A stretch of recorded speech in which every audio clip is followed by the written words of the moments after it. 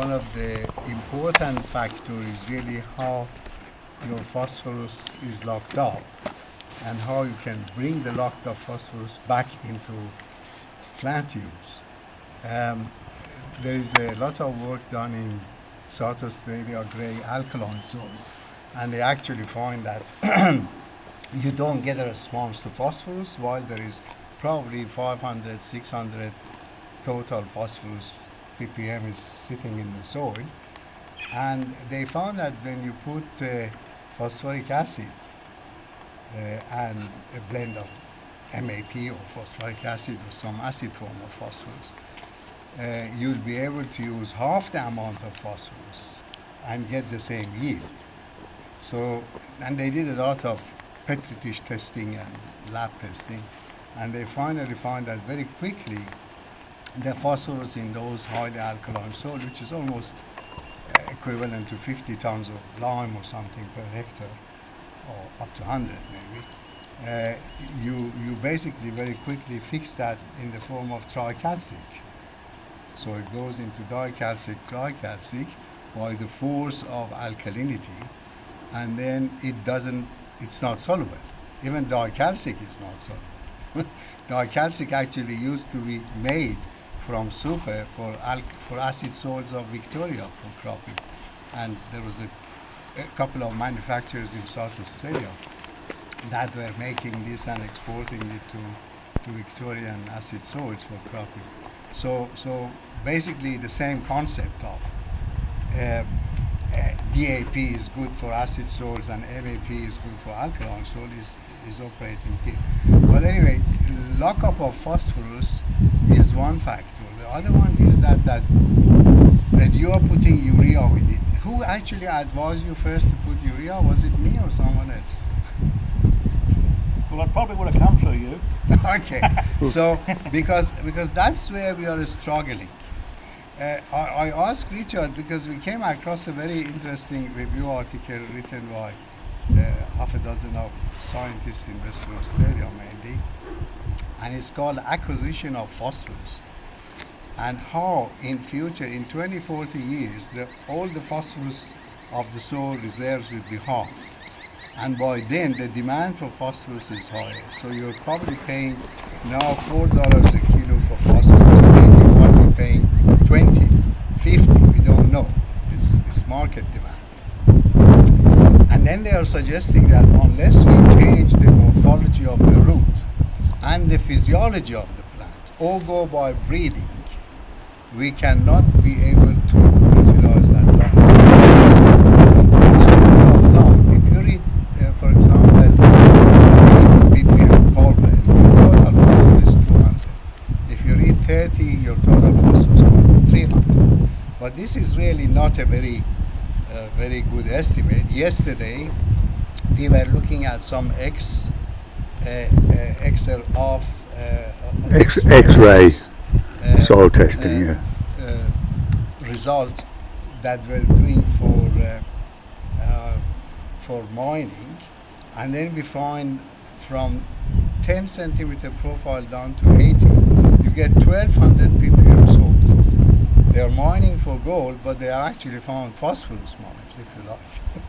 Because if you go down to 80 centimeter and every 10 centimeter is reading 2000 ppm of phosphorus, multiply all that by 6 or by 8, you come to about anything in the range of 12 to 16 tons of phosphorus, actual phosphorus, not superphosphorus, sitting in the soil.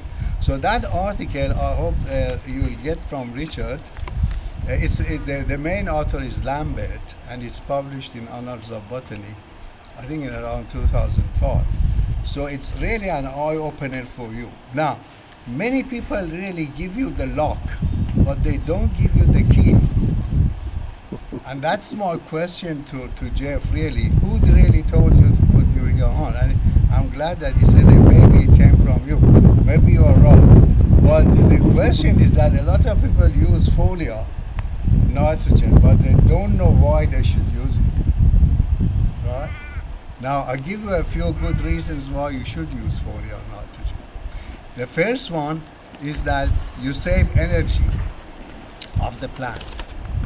Because if you use urea, urea converts to ammonia, ammonia by urease, so there's no energy. Urease is in dust, urea is on the leaf, and so on. So it breaks down into ammonia. Ammonia goes to amino acid and to organic acid and becomes amino acid. Amino acid is your protein, is your grain protein, okay? So no energy is spent. You put it on a foliar, there is some energy spent to take it one seam, but it's not no energy spent in the soil, on the root system. Now, the other interesting thing is that if you are getting anything like phosphorus, sulfur, nitrogen, we call them anions, negative charge ions, from the leaf, then the root doesn't have to take them as much. And root starts taking potassium or positive cations or positive ions. And when it does that, it actually extrudes some hydrogen ions. There you are in your alkalinity soil. That if you measure your phosphorus and continue a foliar program with phosphorus, especially as in acid form, but we don't go into the detail of that, that's a bit more complicated. But if you start using foliar urea and some phosphorus and sulfur or anion as a foliar, you find that in a few years you actually make your soil to become acidic. Now, one more lesson for you. Why do you actually find that you grow a better wheat crop after a legume? There are many reasons, obviously. Nitrogen was one of the important things that you don't look at, is the acidifying effect of legume in increasing the availability of phosphorus and trace elements if you are in alkaline soil. And obviously we always grow legume in alkaline soils. We can't grow legume in acid soils generally. Therefore, you ask that question yourself, and then you will see that another question for you, which is really, I have hardly found that farmers actually notice this, and that is that if you are continuously growing cereal, do you make your soil acid or alkaline? This is a very difficult question. So answer me anything you want. Most probably you will be wrong. But anyway, what do you think? If you continuously grow cereal, does your soil is expected to go acid or alkaline? Okay. I don't think it matters because your yields go like this, and in the end you say, well, it's useless trying to put cereal after cereal after cereal, especially in this area anyway. Now, that's why I said it's a bit complicated. Let me explain that for you. If you are growing cereal, you will be taking more, in terms of atomic ratio, more nitrogen from the soil, 3 times as much nitrogen as you will be getting potassium. Potassium has got a plus sign. I think we've got some graduates of agriculture here that might require that you contact them for further explanation when I'm not here. Through that lecture. Now, when you take, first of all, plant root takes one positive, one negative. Then it's balanced. That doesn't have to vary. But if it starts taking more negative, it has to put something like more hydrogen ion from outside or put hydroxyl ion outside. So it has to balance it, right? So that's why cereals are increasing the soil pH. If you go cereal after cereal, I bet you if you are not using extra nitrogen to leach nitrate, you're going pH up. You never go pH down. And if you are growing legume, you go down for again different reasons, but the main reason is that the legume is making its own nitrogen. So it doesn't need to take nitrate from the soil. So it actually goes the other way. It takes potassium, but it doesn't take nitrogen. When it takes potassium, the plant roots exude hydrogen ion, so it goes acid. And of course, acidity comes from the remaining of the ammonia and etc. in the soil. While it's a very simple chemistry equation, it is unfortunately within the reach of only those people who know a bit of chemistry and physiology to fully understand it. But it is a fact. So if somebody asks you, if I'm using cereal and I'm not losing any nitrogen, will my pH in 10 years time would be higher or lower? I bet you would be higher. That's an interesting thing, because now you've answered a question that it's always, over the last 25 years, our pH has dropped. Right. And that's because we're growing legumes. You've been growing legumes. Our pH has dropped, but our P level has increased. Yes, and the P level goes up when you are in alkaline soil. But of course, you know, everything needs to eventually come to some sort of a steady state balance. And of course, it is not the best practice in agriculture to grow legume after legume or cereal after cereal, as the traditional rotation has been. You know, you go to cereal, legume, and so on. So that's the other one. But again, I put a very strong question to you, and that is that how much of plant energy that comes from sun goes into carbohydrates and goes into organic matter is used for taking nutrients from the soil. It is estimated to be, it is a shocking figure, it is estimated to be, and there is a review article on that, between 1/3 to half of the total energy of plant is spent, right, to take nutrients from the soil. When we put it on top of the plant, this energy requirement is half or becomes even 1/3, depending on which theory you believe. So let's not go to the theories, because that makes it more complicated.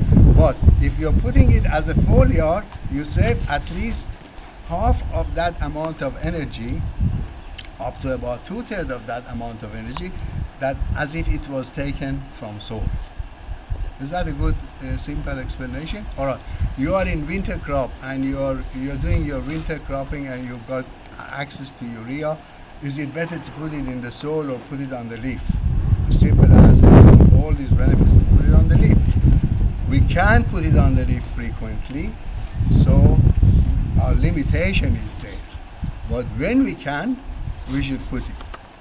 We should apply it as a leaf foliar rather than through the soil, for all these reasons. Now, the explanation that I really gave you from South Australian research group simply tells you that we put phosphoric acid in the soil. I'm telling you, put urea on the leaf, or CSF or plasma plus urea on the leaf, and let the root do that job. Because if the root does that job, it would be close to the root surface. It would be in root rhizosphere. But if phosphoric acid is put in there, who says that phosphoric acid is going to last for long? In a very alkaline condition, it's actually going to be converted again to tricalcium. It will do a bit of good for you, but it's finished. In 2 or 3 days, it's finished. So but if you put it as a foliar, the significance, the sustainability is actually for much longer time, because the plant will then be able to exude hydrogen ion until it satisfies its potassium uptake from the soil. So it's not a sudden factor. The other factor that we have in acidity in our product, which is Geoff noted, for example, it brings the pH of the water down, will become an important factor in loading the phloem tissue. Because when sugar wants to go into phloem, it requires hydrogen ion. When I put an acid product on the leaf, we can stimulate the sugar loading and phloem transport. It becomes a bit complicated for you, but that's a fact. Our 20 years trial with the foliar in Australia, now of course we are global, you know, you just open RLF global page, if you like, ruralliquidfertilizer.com.au, and you will see how many countries all over the world are using our products. You will see a demonstration of the trials, you will see a lot of information. RLF is going too fast now global. The countries that are recently joined, I can name would be 20. or about 10 probably. And what does that mean? That means that the product is working. We started in China 15 years ago. Now we are in Thailand, we are in Burma, we are in New Zealand. We are recently just sent material to America. We are in Iran, we are in Saudi Arabia, we are in Greece, we are in Pakistan, we are in India. Where else do you want us to be? We are in Thailand, and we are in rice, we are in maize, we are in cereals, and the main product that is fought for, everybody likes, is actually the seed treatment product. Because the seeds don't have enough phosphorus to start with, 70% of it is tied up, it's not as available in the very early days until maybe a week later. And then we have a product which triples the available phosphorus of the seed. And then the last couple of years, the Department of Agriculture now correlates. They collect seeds from different areas with this different level of phosphorus. They plant them all in one station